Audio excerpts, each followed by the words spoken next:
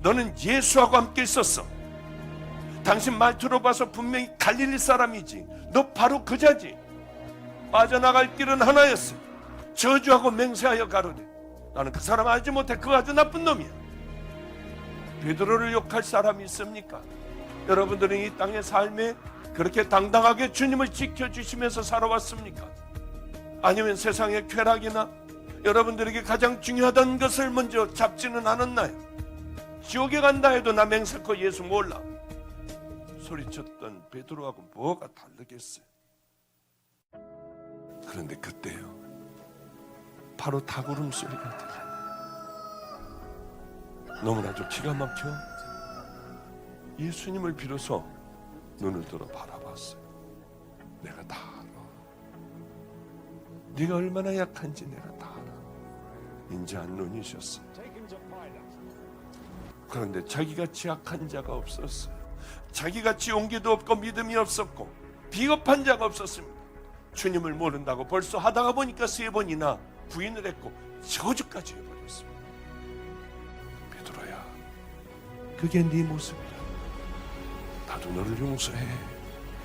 내가 뭔가 손해가 날 것 같아서 주님을 그렇게 부인하고 살지 않나요? 마음은 하나님을 멀리 떠나 있는 우리들의 모습 아닌가요? 하나님을 가까이 하라. 그리하면 너희를 가까이 하시리라.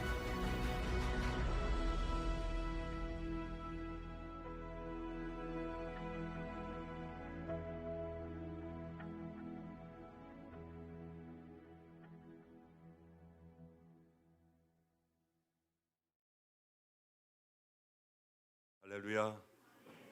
우리 하나님 말씀 봅니다. 하나님 말씀 누가복음 2장입니다. 누가복음 2장 8절부터 14절까지 보겠습니다.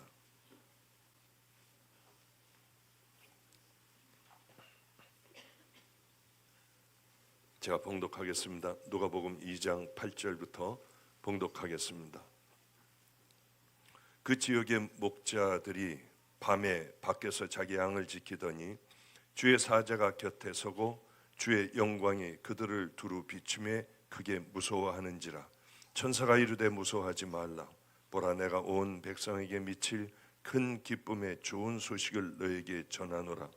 오늘 다윗의 동네에 너희를 위하여 구주가 나셨으니 곧 그리스도 주시니라.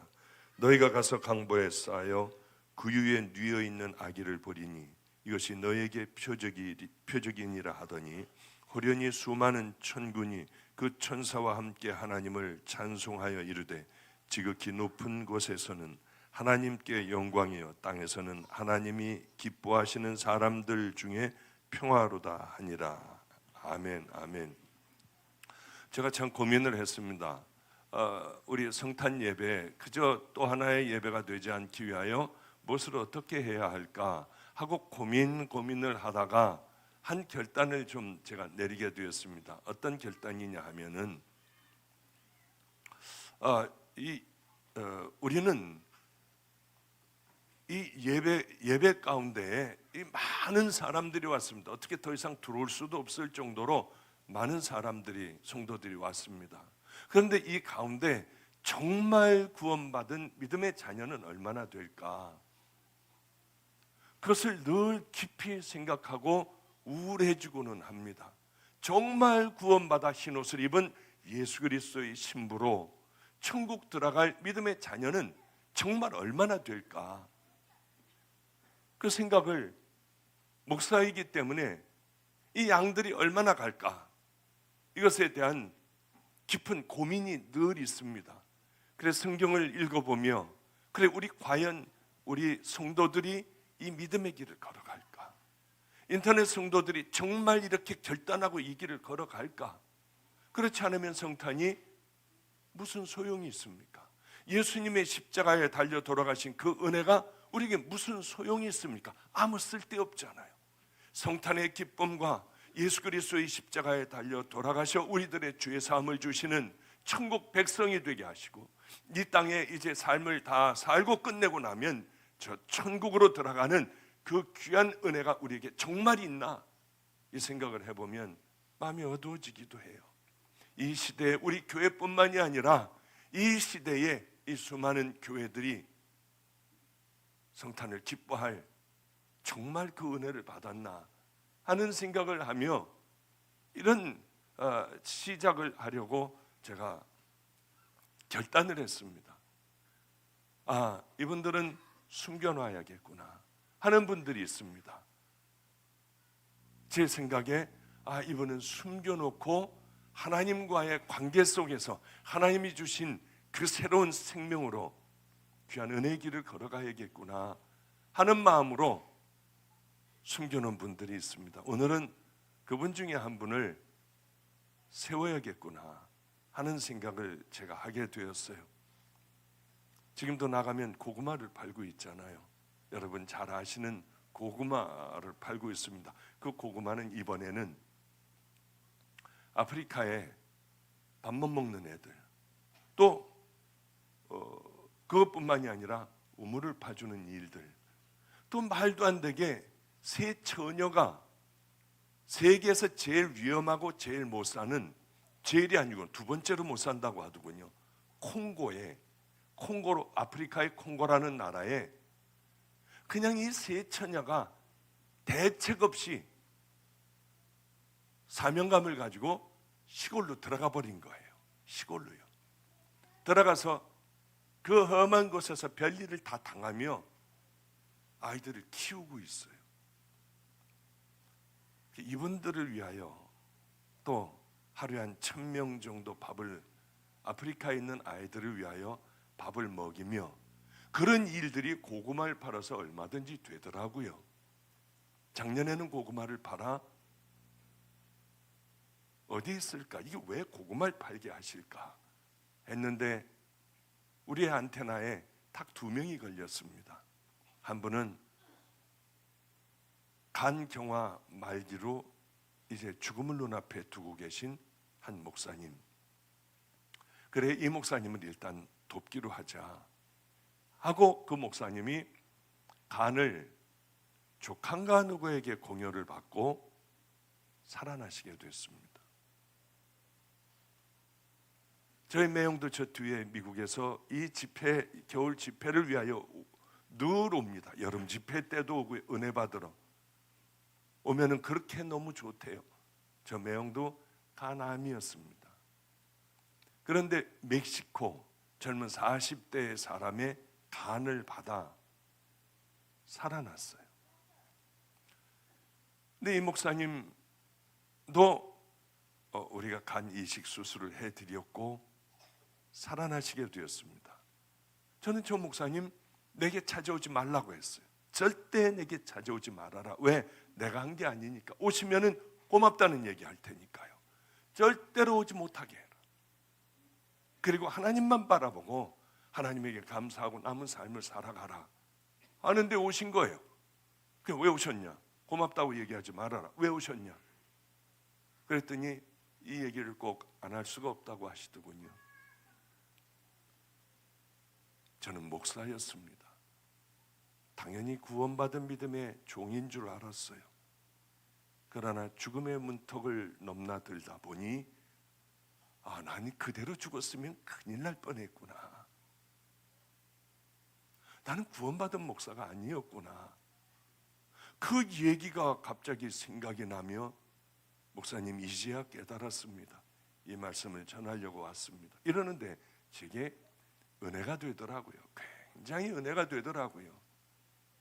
순교만 놓을 것인가? 아니면은 이 귀한 그저 또 하나의 예배인 이 예배가 아니라 박 목사의 늘 하는 설교가 아니라 이분이 말씀하시면 성도들이 믿지 않을까?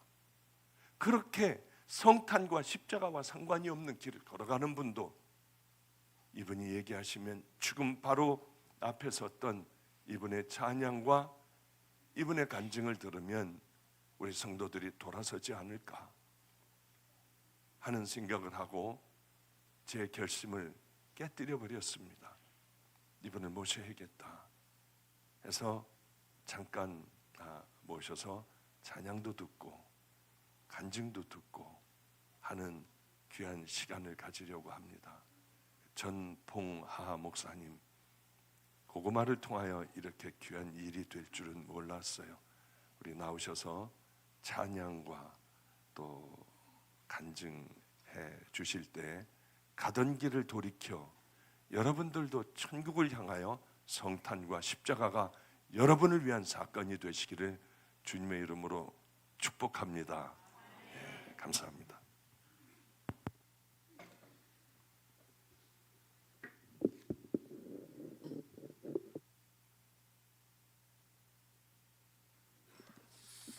할렐루야, 반갑습니다.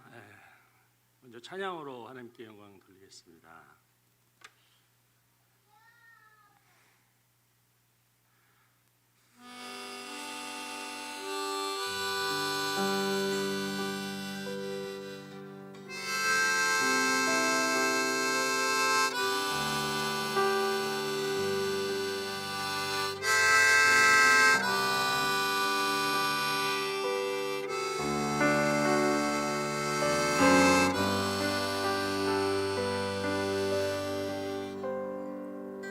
저 멀리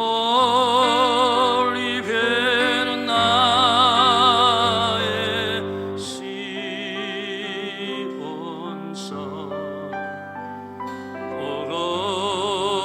거룩한 곳 아버지 집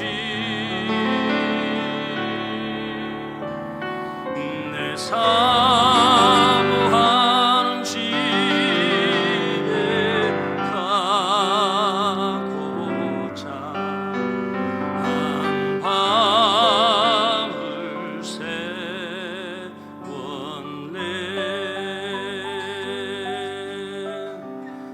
저 망망한 바다 위에 이 몸이 상할지라도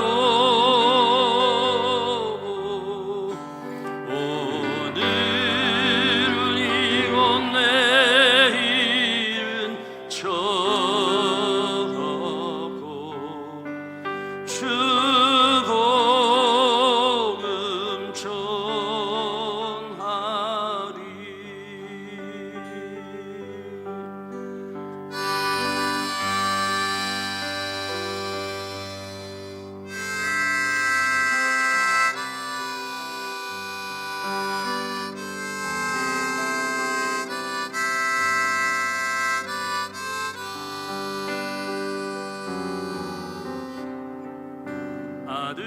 아득한 나의 갈 길 다 가고 저 동산에서 편히 쉴 때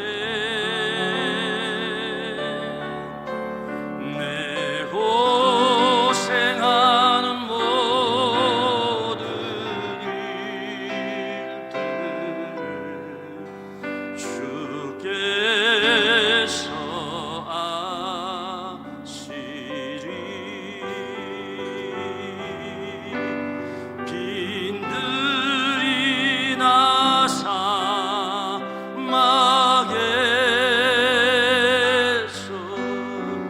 이 몸이 고날지라도 내 주 예수 날 사랑하사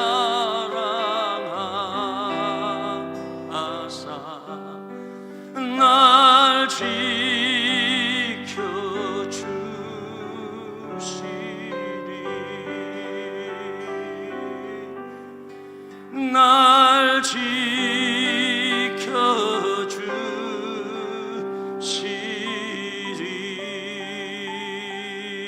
지켜주시리. 할렐루야, 감사합니다.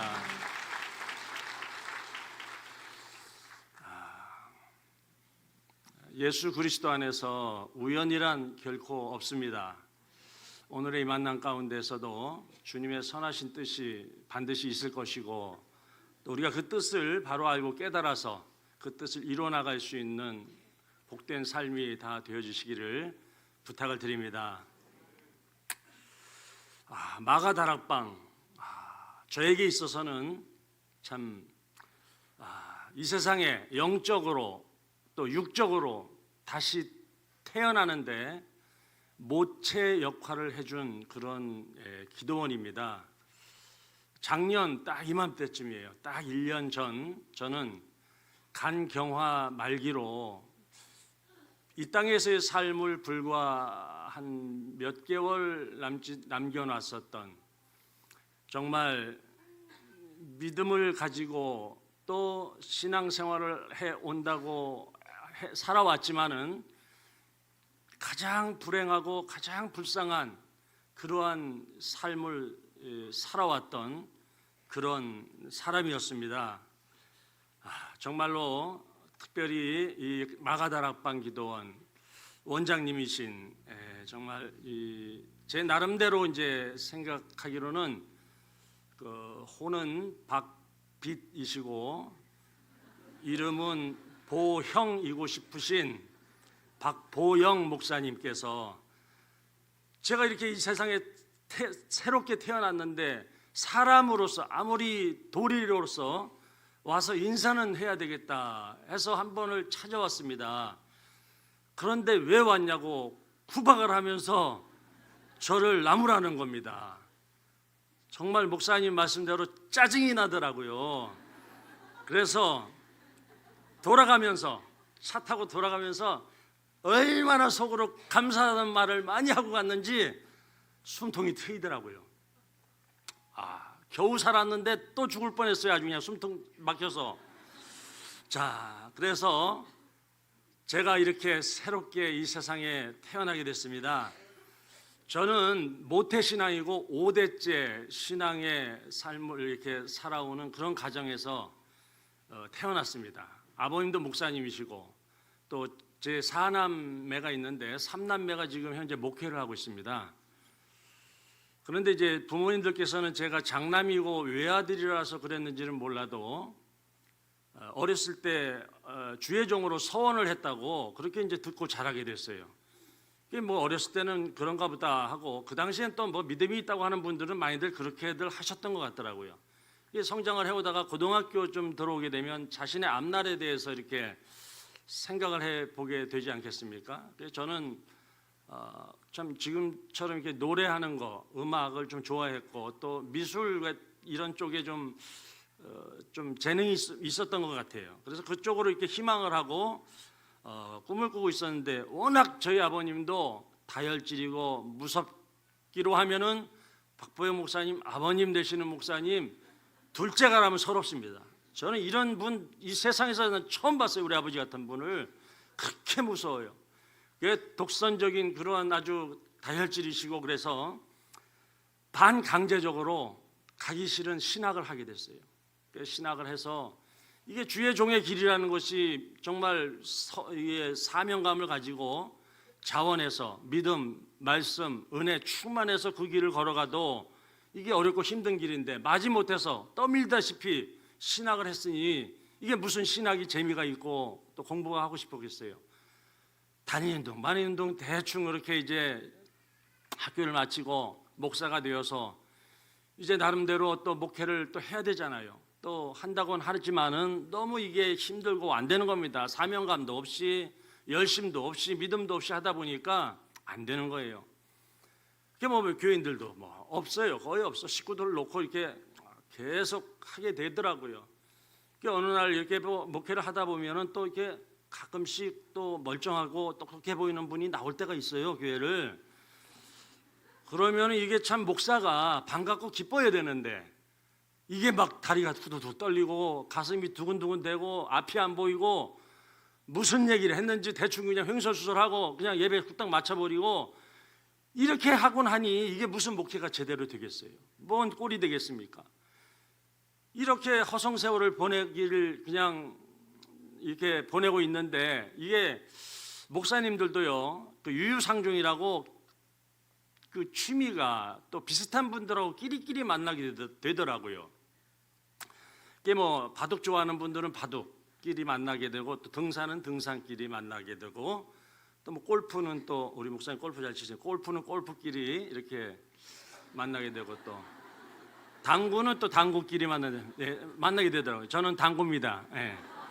한 300 쳤거든요. 300이 상당한 수준입니다 이게. 그러니 남들은 성경을 300독을 했느니 얼마 전에 장로님 간증하시는데 500독을 하셨더라고 성경을. 그러는데 이게 목사가 당구나 300이나 치고 앉아있고 이게 말이나 되겠습니까? 뭐 지금은 물론 안 치지만 참 끊기 힘들었습니다. 자, 이렇게 허송세월을 보내던 저를 하나님은 그냥 내버려 두시지 않더라고요. 한 5, 6년 전쯤 갑자기 몸에 이상 증세가 와서 건대병원을 찾아갔어요. 그냥 아무렇지도 않게 찾아갔는데 청천벽력 같은 소리를 듣게 됩니다. 간경화 말기라는 겁니다.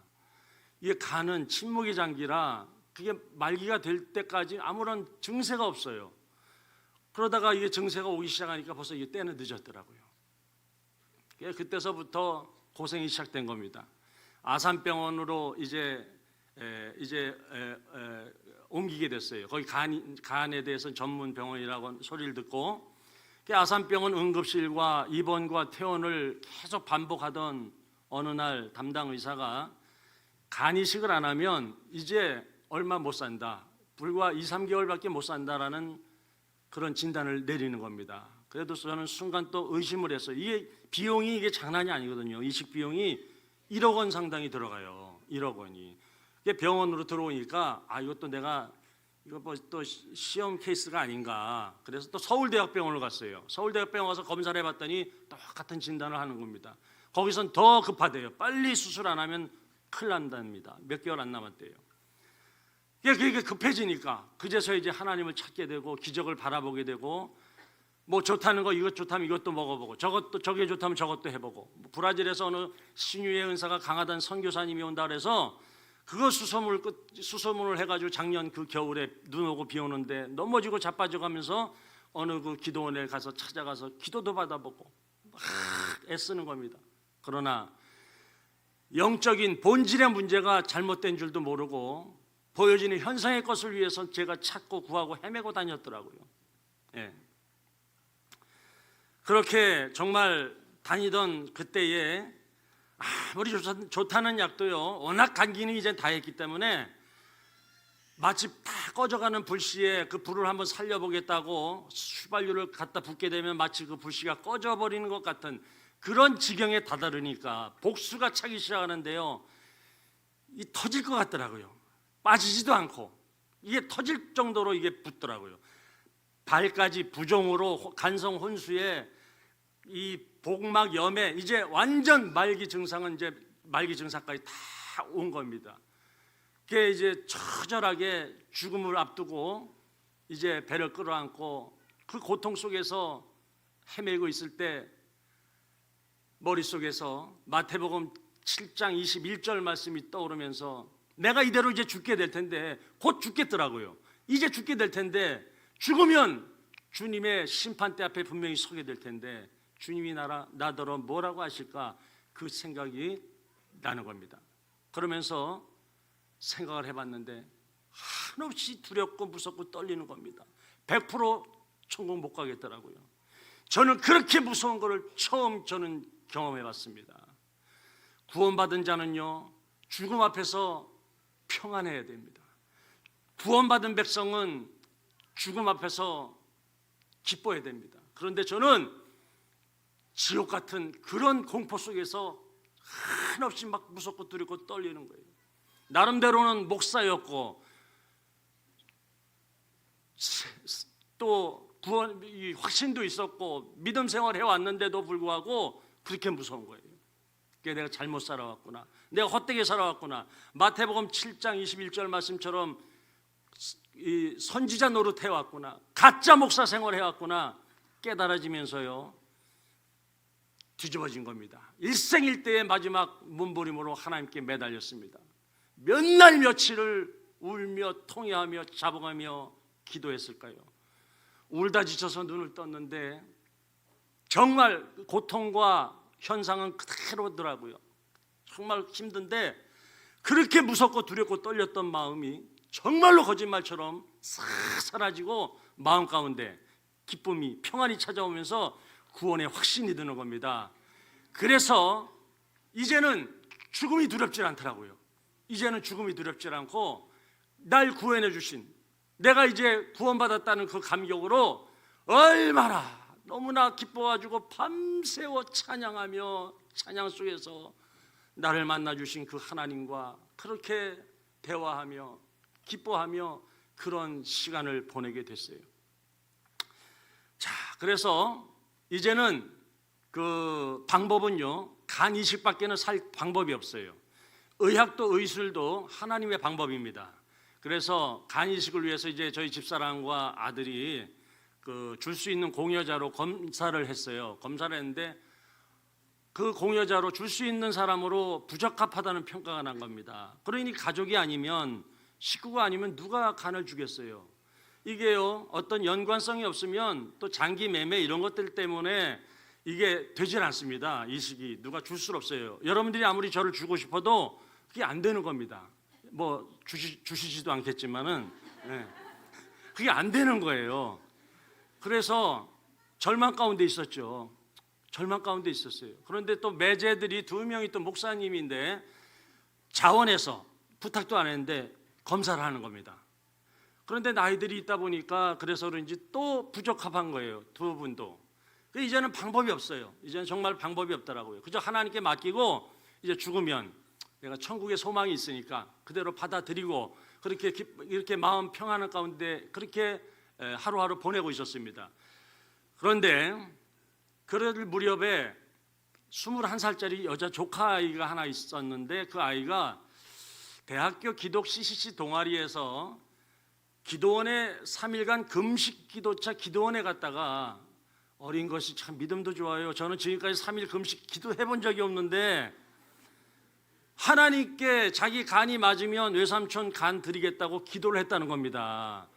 하나님은 그 기도를 들으셨어요. 그 소녀의 기도를 들으셨더라고요.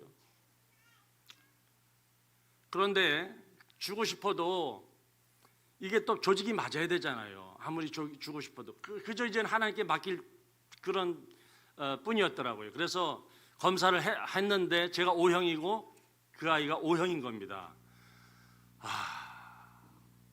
한 가지는 맞았는데 이제 그 몸무게가 또 비슷해야 돼요.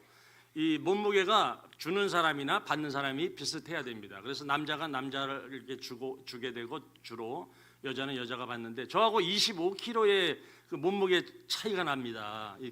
이 갭을 어떻게 이걸 줄이겠는가? 하루 이틀 사이에 아무리 다이어트를 한다 해도 이게 빠지질 않잖아요. 그런데 정말 기적같이 그렇게 복수를 빼려고 몇 개월을 빼려고 서울대학병원, 건대병원, 아산병원 그 간호사들이 한두 번 복수 빼봤겠어요. 그런데도 이렇게 안 빠지던 복수가 갑자기 빠지기 시작하는데 3일 동안 빠지더라고요. 첫째 날에 5리터가 빠지는 겁니다. 배에서.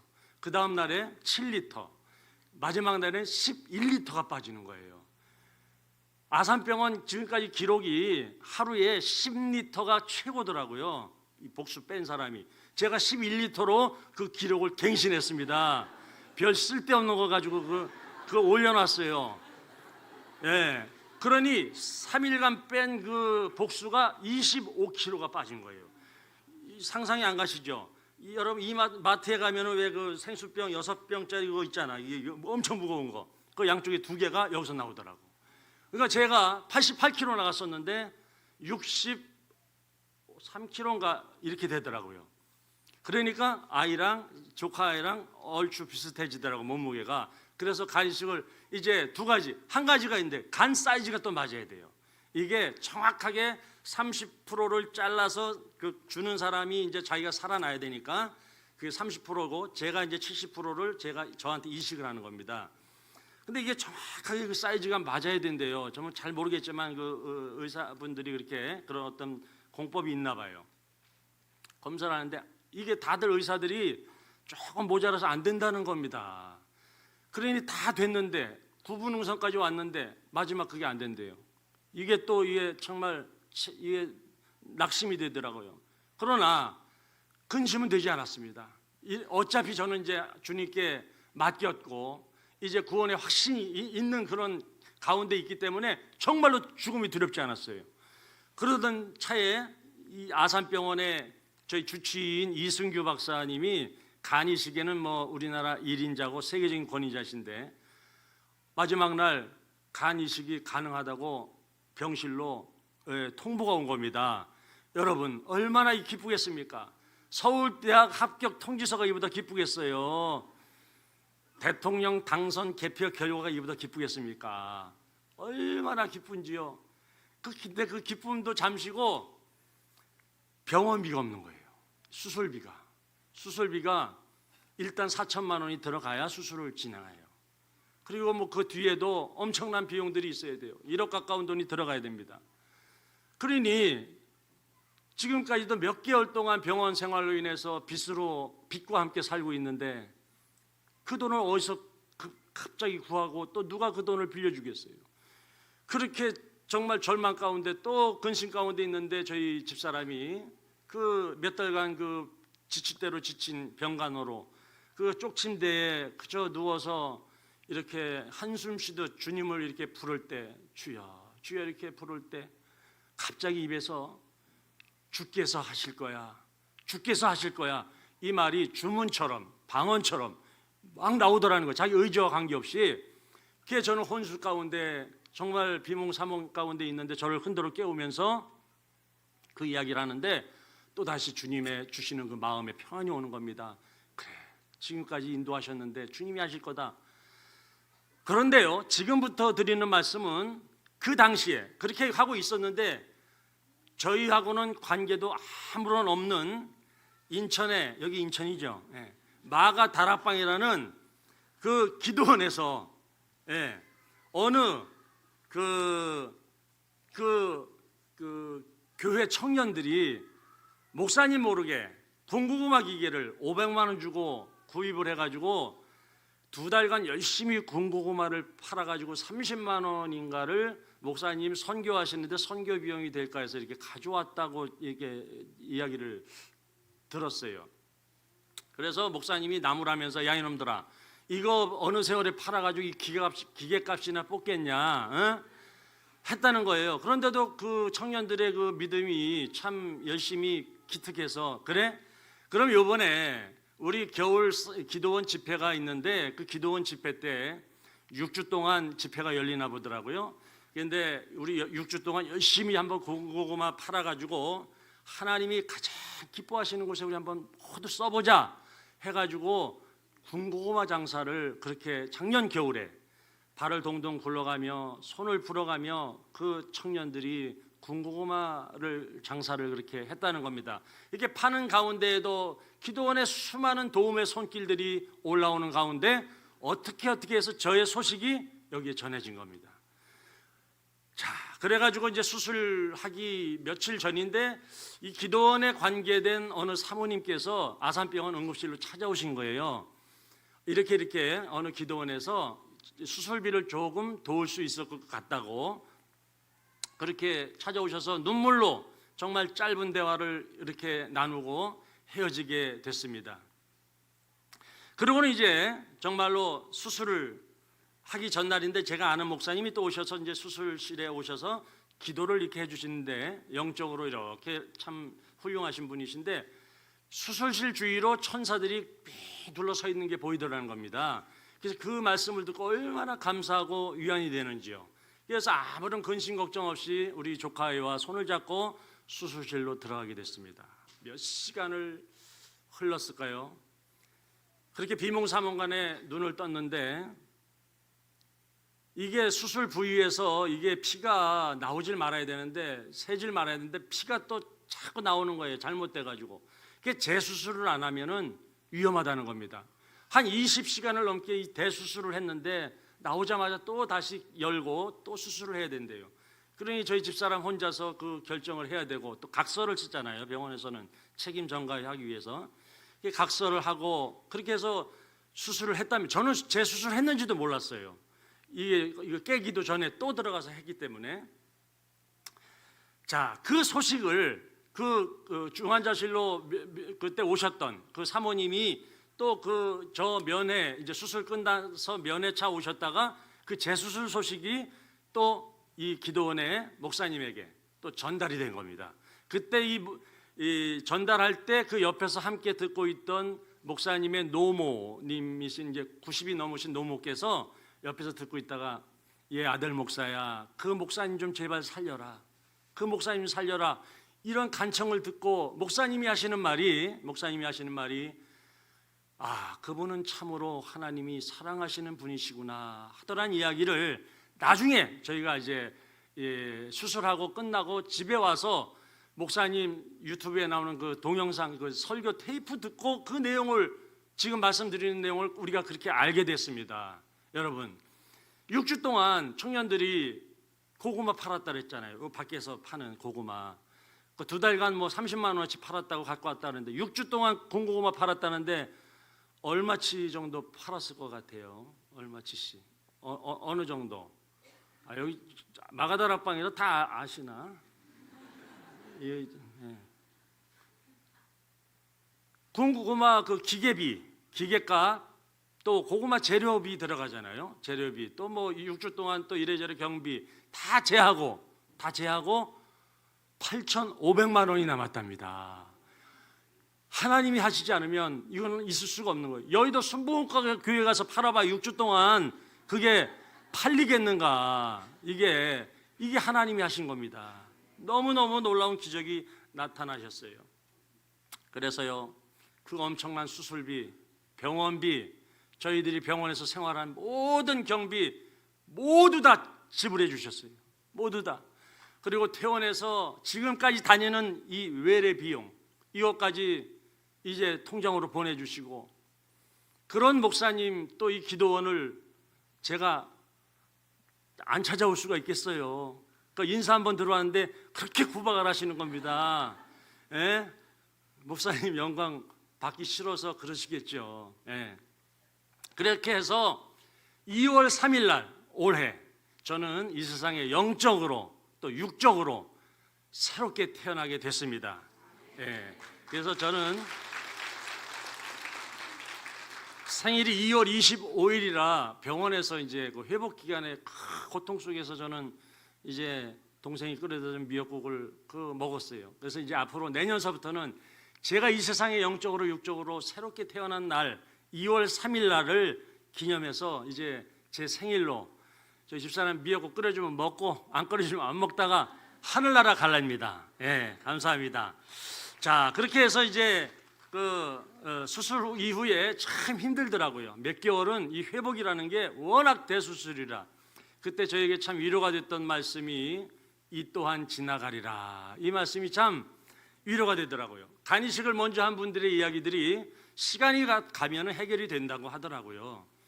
정말로 시간이 가면서 몸으로 느껴지기 시작하면서 뭔지 모르게 오는 그 밀물듯이 찾아오는 그 복받치는 그 기쁨과 그 감동의 눈물과 정말 이것은 어떻게 형언할 수 없는 주님이 주시는 그러한 평안이 찾아오면서 날마다 말씀 보고 듣고 전하며 찬양하며 오늘 이 시간까지 오늘 아침까지 울면서 날마다 기쁨 가운데 천국의 삶을 지금 살아오다가 오늘 감히 이런 자리에 이렇게 서게 됐습니다.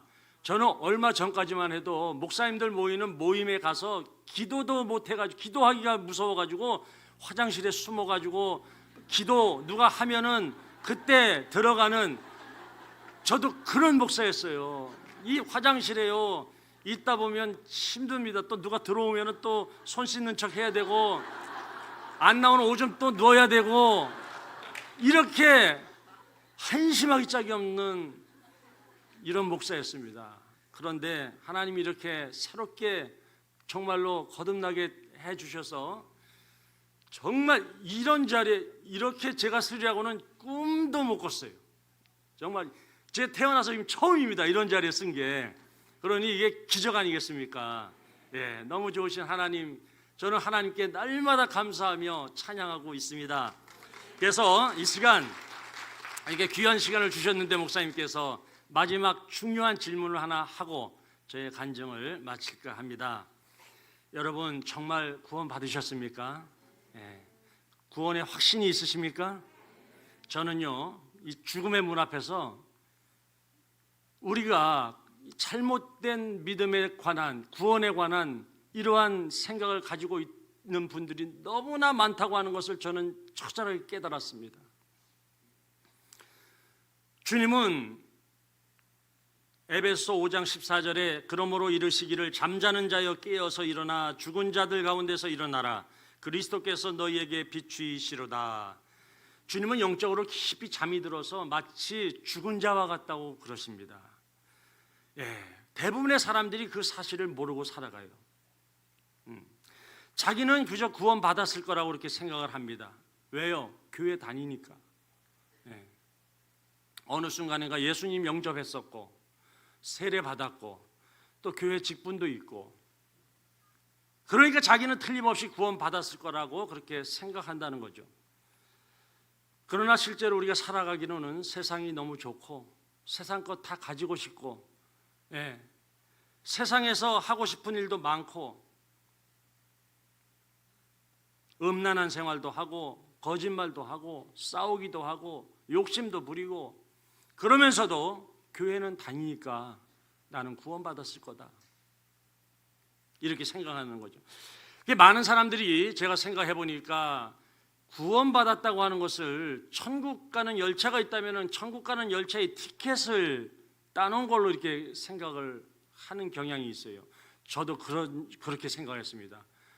나도 모태신앙이고 나름대로는 하든 못하든 목사 생활했고 또 열심도 했고 또 그렇게 나쁜 짓도 그렇게 크게 죽을 짓도 죄도 안 졌다고 그렇게 생각했기 때문에 나도 구원받은 그 열차 티켓은 있겠다라고 그렇게 생각하고 살아왔습니다. 그런데 우리가 많은 사람들이 그 구원받은 자의 삶은 우리가 진정 열차 그 티켓을 가진 것이 아니고, 만약에 천국 가는 열차가 있다면 그 천국 가는 열차에 우리가 올라타는 겁니다. 그래서 열차를 타고 천국으로 가는 겁니다. 이것이 바로 구원받은 자의 삶인 것입니다. 열차표 가지고 열차 기다리는 게 아닙니다. 티켓만 가진 사람 아니에요. 내가 천국 열차 타고 가고 있는지 아닌지 어떻게 알 수 있습니까? 내가 지금 천국의 삶을 살고 있는 겁니다. 지금 여러분의 가정도, 여러분의 자신의 삶도 천국의 삶을 살고 있습니까? 여러분 안에 예수님이 계십니까? 그러면은 천국의 삶을 살고 있는 거예요. 목사님 아닙니다. 제가 그렇지 않은데요. 그러면 여러분 딴 열차 타고 있는 겁니다. 그 열차 타고 확인해야죠. 계속 방송도 나오지 않습니까? 내가 제대로 가고 있는지, 구원 열차 타고 가고 있는지 우리가 확인해야지요. 어느 날 우리 중에 누구라도 아무렇지도 않고 병원에 찾았다가 그날이 마지막이 될 수도 있습니다. 그때 회개해야지. 회개가 안 돼요. 이게 건강할 때도 안 됐는데 그때 되겠습니까? 그렇기 때문에 우리가 오늘 본문에서 마태복음 7장 21절에서 말씀하시기를 나더러 주여 주여 하는 자마다 천국에 들어갈 것이 아니요 다만 하늘에 계신 내 아버지의 뜻대로 행하는 자라야 들어가리라. 우리가 예수님이 구주이신 줄 알고 그렇게 고백한다고 해서 그가 천국에 들어갈 사람으로 확정된 것이 아니라고 하는 말씀입니다. 어디까지 가야 그러면 우리가 확정된 사람인가? 이제는 하나님의 뜻대로 사는 자라야 그 사람이 확정된 사람이에요. 여러분 하나님이 기뻐하지 않는 것, 여러분들 기뻐하지 않으면서 살아가십니까? 하나님이 기뻐하는 것, 어떠한 일이 있어도 여러분들 기뻐하면서 살아가십니까? 하나님 나라를 위해서 어떠한 손해도 고난도 여러분 감수하며 살아가십니까? 안타깝게도 내가 좋아하는 것, 내가 정말로 사랑하는 것, 상당한 것들이 하나님은 미워하고 싫어하시는 것들이라는 것입니다. 여러분의 믿음을, 여러분의 구원을 확증해 보아야 돼요. 여러분 구원을 소홀히 여겨서는 안 됩니다. 여러분 구원을 소홀히 여기다면 구원을 잃어버릴 수도 있다는 그런 말씀이에요. 히브리서 기자는 2장에 그렇게 말씀하고 있어요. 우리의 구원을 소홀히 여기지 말아라. 여러분 여러분의 구원을, 여러분의 믿음을 확증해 보아야 합니다. 너무 부끄러운 이야기라 말씀드리는 자체가 저도 참 힘들지만은 목사님들 사시는 것조차도 여러분에게 기준은 아닙니다. 오직 믿음의 주요 온전하신 예수 그리스도 한 분이신 줄로 믿으시길 바랍니다. 분명한 것은 주님을 우리 마음 가운데 모시고 그분을 따르는 하나님의 백성, 하나님의 자녀들은 하나님이 분명히 책임져 주십니다. 여러분들 그런 확신을 가지고 천국 가는 자들의 삶은 어떤 삶을 살아야 가야 되는가? 천국의 시민들은 이 땅에서 무엇을 하고 살아가야 하는가? 천국 백성들은 하나님 나라를 위해서 어떻게 살아가야 되는가? 곰곰이 생각해 볼 수 있는 그런 시간이 되어지시고 그런 오늘 성탄절이 되어지시기를 주의 이름으로 부탁을 드리면서 이 땅에 맡겨주신 사명 직분 우리 모두 잘 감당하시다가 우리가 주님의 앞에 갔을 때에 착하고 충성된 종아라는 칭찬 들으며 우리 모두 함께 천국에서 즐거움으로 주님 만날 수 있게 되시기를 주님의 이름으로 간절히 축원을 드립니다. 마지막으로 찬양 하나 부르고 저의 간장을 마치겠습니다.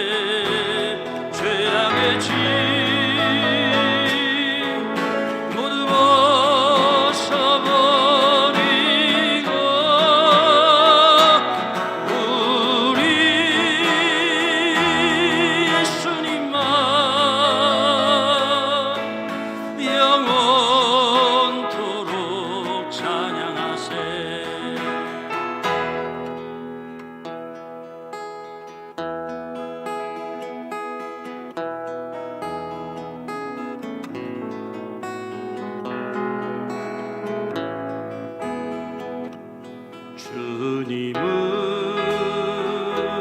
세상에 소망이요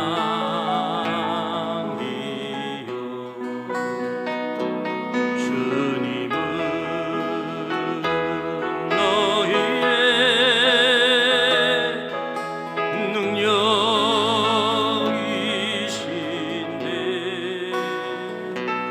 당신은 왜 거기서 힘을 잃고 헤매느냐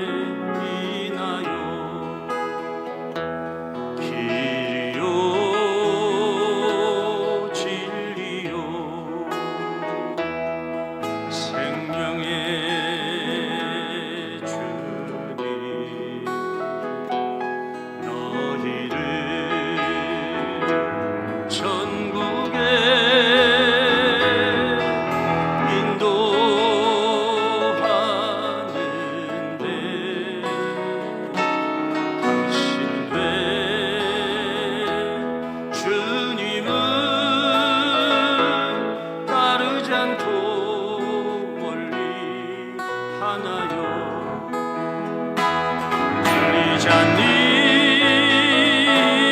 너를 부르는 주님의 음성 보이지 않니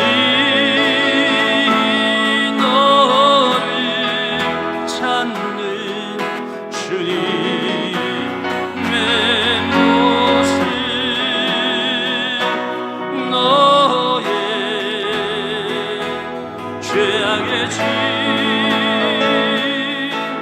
모두 벗어버리고 우리 예수님만 영원토록 찬양하세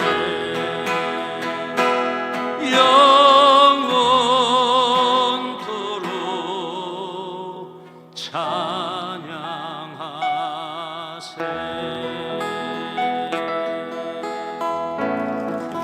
아멘.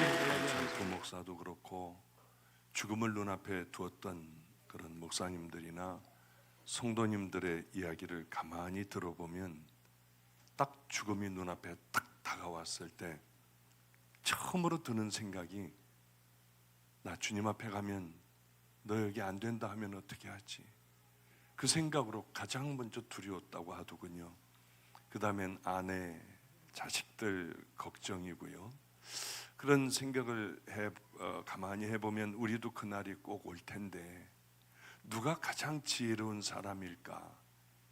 이 그날을 준비하는 사람들이 가장 지혜로운 사람들이 아닌가 하는 생각을 합니다. 그것을 준비하는 사람들이 바로 성탄의 기쁨을 예수님이 이 땅에 오신 것이 날 위해 오셨고 그리고 예수님께서 십자가에 달려 돌아가신 바로 그것이 내 더러운 죄를 씻어주시기 위하여 천국 백성으로 만드시기 위하여 그렇게 하신 것이지 그게 믿어지는 사람들 아니겠습니까? 이제 다른 것보다도 귀한 것은 나 믿음의 백성인가 하는 그 물음을 묻고 무엇을 버리고 어디로 가야 할 것인가 하는 그 생각을 다시 한번 해보는 귀한 성탄, 그것이 우리 성도님들의 성탄이 되시기를 축복합니다. 너무 긴장하시고 딱딱한 것 같아 제가 좀 재밌는 얘기 한번 하고 끝내도록 할게요. 애들이 철든 소리를 하는 거예요. 우리 뭐라고 하느냐면 목사님 이번 겨울 방학에는 우리가 아르바이트를 할 거예요. 얘네들이 참 기특하더라고요. 그래서 아이고 그렇구나. 너희들 참 귀하다. 그리고 이제 참 얼마나 기뻤겠어요. 철없는 녀석들이 아르바이트를 해서 학비를 댈 줄 알았더니 그래 그 아르바이트에서 뭐 할 거니? 유럽 여행 갈 거예요. 그런데 아주 김이 푹 새버리더라고요. 얘네들이 정말 나를 사랑하나 생각을 해서 거짓말을 애들에게 하기로 했어요. 오늘 찬양 인도한 이 전도사부터 뭐 지금 다 김영석 이렇게 다 전도사부터 어릴 때들 전부 모이라고 하여 저희 집에 그때가 신학대학생만 14명이었어요. 감신만. 그러니 13명인가요? 얼마나 많이 있었겠습니까? 애들 꼬마들서부터 전체 다 모이게 하고 내가 오늘 발표할 게 하나가 있다. 내가 사실 병원을 가봤더니 인하대학 병원을 가봤더니 간 경화 말기라고 그러더라. 근데 왜 얼굴이 하얘요? 증세가 없는 간암 말기라고 하더라.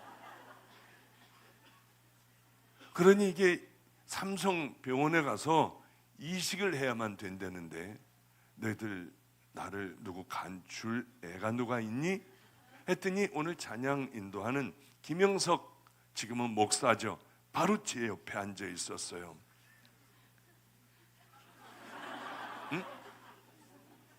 김성준. 예. 제가 김영석이라고 했는데 김성준 전도사가 제일 옆에 있다가 바로 뭐라고 하냐면 그 토요일 날이었는데 월요일 날 가재요. 가서 내 거 딱 드리겠대요. 그러면서 또 한 아이가 안성서부터 살아온 태균이가 목사님 제 걸 드릴게요.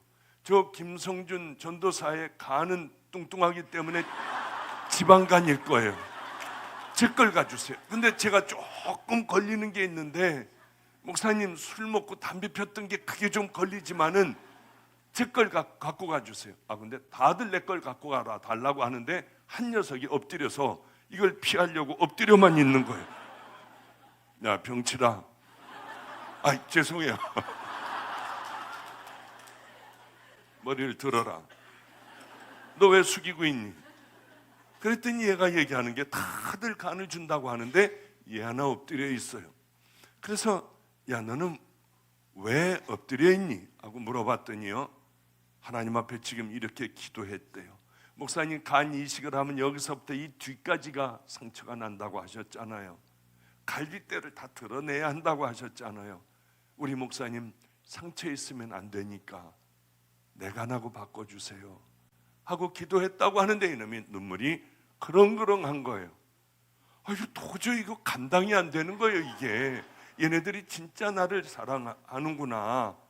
감당이 안 돼가지고 가만히 있다가 거짓말인데 그랬어요. 그랬더니 안 믿는 거예요 얘네들이. 김영석 그때는 전도사였죠.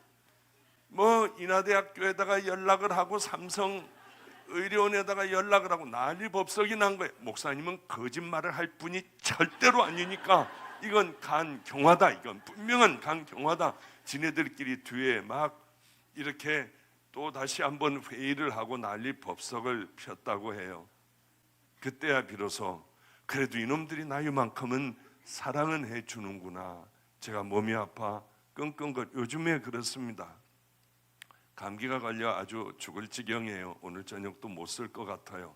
그래 끙끙 앓고 제가 있으면은 애들이 울어요. 이러시면 안 된대요. 목사님 이렇게 앓고 있으면 안 된대요.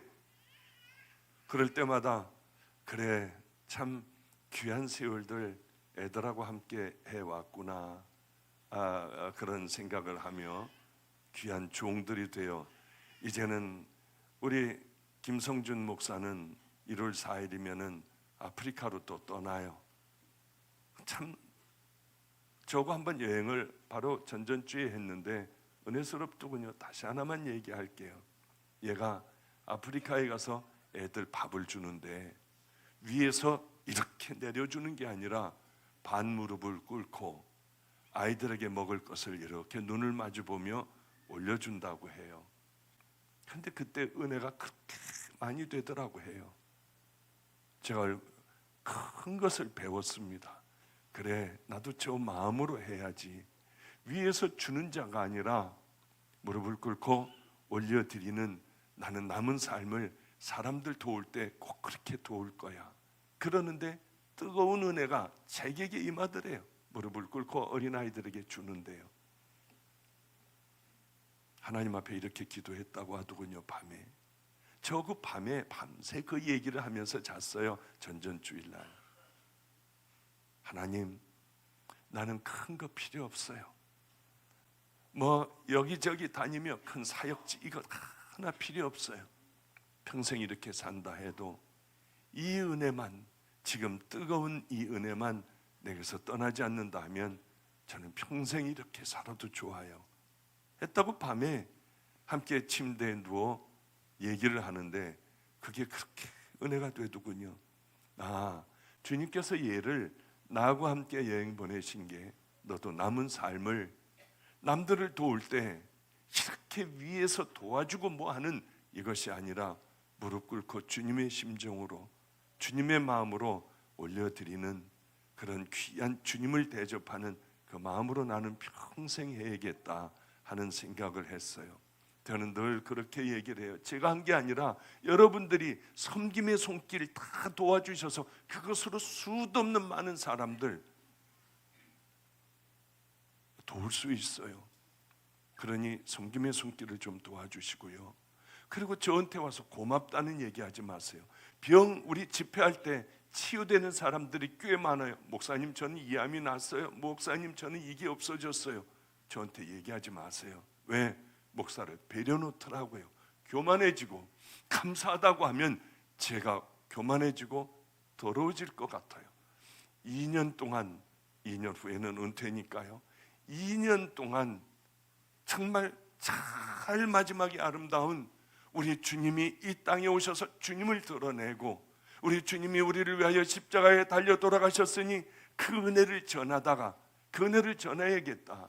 교만한 자가 되어 은퇴하지 않을 거야. 그런 생각이 가득해요. 2년 동안을 생명을 다해 주님이 원하시는 그 길을 걸어갈 거야.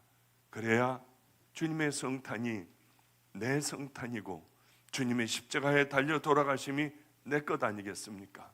미련한 자들 되어 이 땅에서 미련하게 이 땅의 가치관으로 살지 마시고 하늘나라의 가치관, 우리가 돌아가야 할 그것을 그리워하다가 주님 부르시면은 기쁘게 그 나라로 돌아가시는 은혜로운 귀한 자녀들 되시기를 주님의 이름으로 축복합니다. 기도하겠습니다. 하나님, 얼마나 감사한지 모릅니다. 아버지, 우리들은 이 땅에서 교만하고 하나님 이 땅에 쌓아놓고 살지 않게 하여 주시고 하늘나라에 싸우며 하나님이 기뻐하신다면 어떠한 길도 마다하지 않고 그 길을 향하여 달려갈 수 있는 내 생명을 주님께 온전하게 다 올려드리는 귀한 성도들의 삶이 되게 하옵소서. 성탄이 하나님 꼭 하나님의 이 성도들 자녀들의 성탄이 되게 하시고 십자가가 자녀들을 위한 십자가, 내 십자가가 되게 하소서. 예수님 이름으로 기도드렸습니다.